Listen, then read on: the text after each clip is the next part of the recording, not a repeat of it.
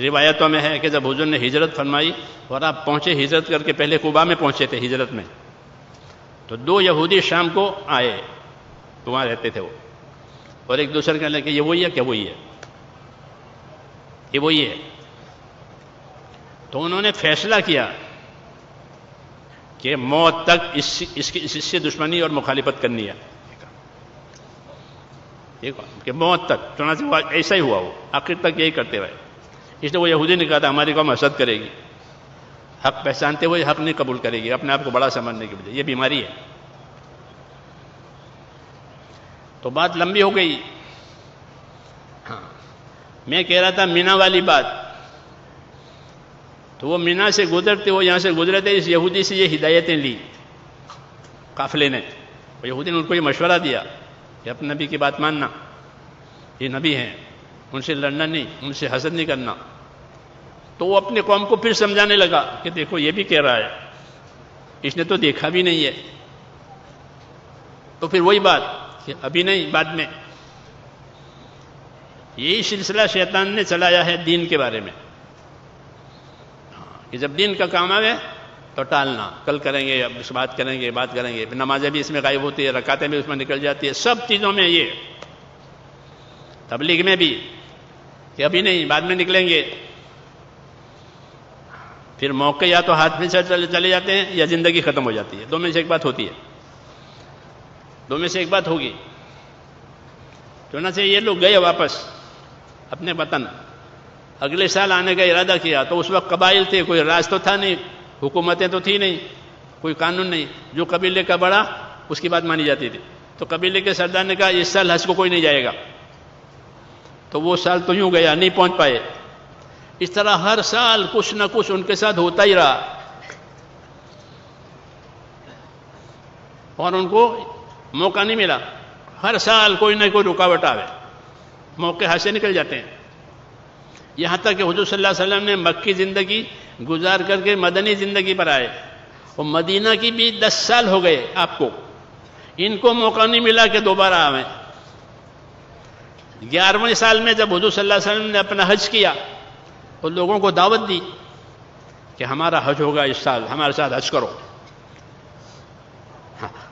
نبی ہر حکم کو دعوت کے ساتھ جوڑتے ہیں، حج کا حکم آیا تو حج کی دعوت دی، نماز کا حکم آیا تو نماز کی دعوت دی، ہر حکم کو دعوت کے ساتھ جوڑنا، وہ جو دعوت قبول کرے اس کو اس حکم کی تعلیم دینا، کہ اب اس نے بات تو مان لی ہے، اب اس کو سکھاؤ۔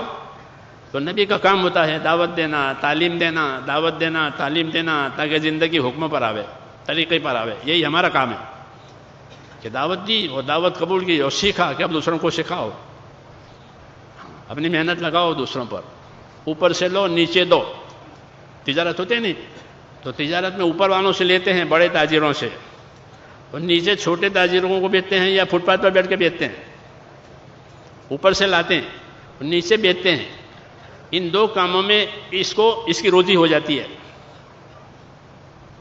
تجارت میں ہوتا ہے کہ دین میں بھی یہی کرو کہ اپنے سے زیادہ جاننے والوں سے ملو، ان سے لو دین، اور اپنے سے کم جاننے والوں کے پاس پہنچ کر ان کو دو۔ تو اس میں کیا ہوگا کہ ہدایت کا انتظام ہو جائے گا، ہدایت ملے گی، دین بنے گا، ایمان بنے گا۔ اوپر سے لو نیچے دو، کاروبار اس طرح چلتا ہے۔ دین میں بھی یہی ہے، اوپر والوں سے لینا، نیچے والوں کو دینا۔ تو حضور صلی اللہ علیہ وسلم نے حج کی لوگوں کو دعوت دی اپنے حج والے سال میں، اور بہت بڑے مجمع نے آپ کے ساتھ حج کیا، اس کو حجۃ الوداع کہتے ہیں، اور فرمایا مجھ سے حج سیکھ لو، حج کے ارکان مجھ سے یاد کر لو، اگلے سال ملاقات کی امید نہیں ہے، اپنی موت کی اطلاع دی،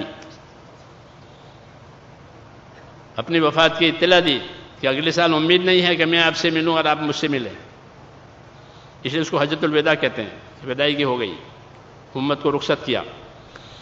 تو بہت مجمع حج میں آیا اور لوگوں نے آپ کی صحبت سے حج سیکھا، پھر اس کو یاد کیا، پھر حج کے احکام چلائے۔ ان لوگوں کو اس کا موقع نہیں ملا کہ وہ آئیں۔ وہ ایک آدمی جس کو اندر چٹک لگی تھی وہ آیا حج میں اس طرح اس کا نام تھا، وہ ملا آپ سے، پوچھا مجھے پہچانا کہ ہاں پہچانا، میں ایسا رہا، مینا میں ملے تھے اتنے سالوں پہلے. کہنے لگا یا رسول اللہ جتنے لوگ میرے ساتھ تھے قافلے میں اس عرصے میں ایک ایک کر کے سب مر گئے، ایک بھی نہیں بچا ہے.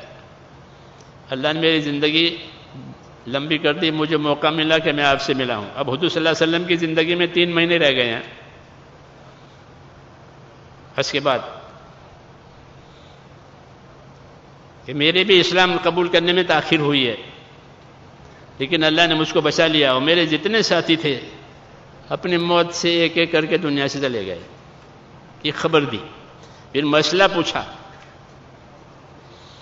کہ جو لوگ اس طرح چلے گئے ہیں دنیا سے ان کا کیا ہوگا آخرت میں؟ آپ نے فرمایا کہ جو ہمارے دین پر نہیں مرے گا وہ دوزخ میں جائے گا. یہ 2 باتیں اس نے پوچھی. کہ اللہ کا شکر ہے کہ مجھ کو اللہ نے بچا لیا اور وہ ایمان لائے. پھر ابو بکر، حضور صلی اللہ علیہ وسلم تو 3 ہی مہینے زندہ رہے، پھر ابو بکر کی صحبت میں رہے اور ان کا اسلام اور دین بہت اچھا ہو گیا.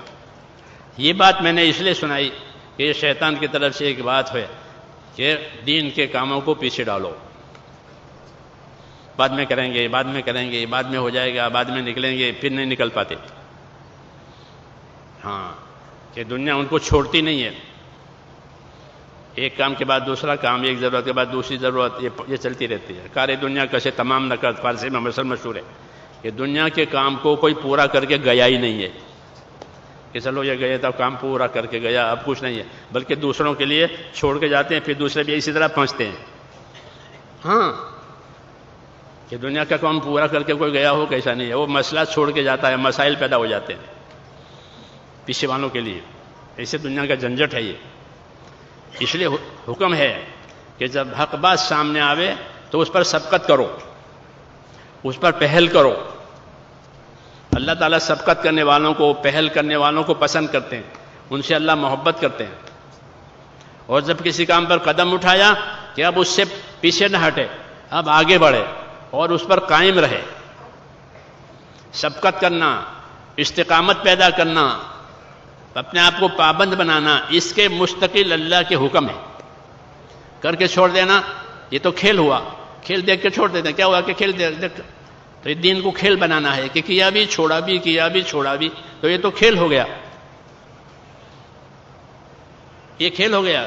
کھیل کسے کہتے ہیں؟ بے مقصد کام کرنے کو کھیل کہتے ہیں. بے مقصد، ہوا ہوا، نہیں ہوا نہیں ہوا، کوئی مقصد نہیں. یہ کھیل کے دین کو کھیل بنایا ہے کہ جو دین کو کھیل بنائے گا وہ اپنی دنیا سے دھوکہ کھائے گا. کہ دین تو ملا نہیں اور دنیا نے ساتھ دیا نہیں، تو ادھر سے بھی گیا ادھر سے بھی گیا. کہ جو دین کو کھیل بناوے گا وہ اپنی دنیا سے دھوکہ کھائے گا. کیوں کہ اس وقت دنیا سامنے ہے، پھر یا تو یہ دنیا سے خود رخصت ہو جائے گا یا دنیا اس کے پاس سے رخصت ہو جائے گی. دونوں میں سے ایک بات ہونے والی ہے.